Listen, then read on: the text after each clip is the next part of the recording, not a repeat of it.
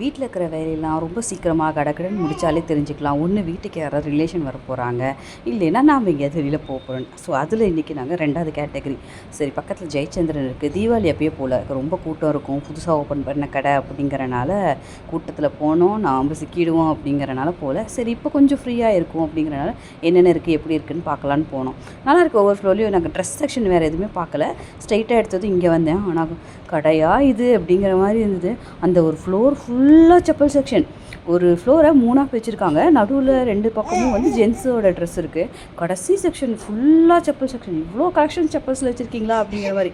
இதை விட இன்னும் ஆச்சரியம்னா இதுக்கு அடுத்த ஃப்ளோர் போனால் கல்யாணத்துக்கு தேதியை மட்டும் முடிவு பண்ணிட்டு வந்தால் போதும். பாத்திரம், பண்டம், கட்டில், மெத்தை, பீரோ, வேறு என்னென்ன வேணுமோ எல்லாத்தையும் வந்து வாங்கிட்டு போயிடலாம்.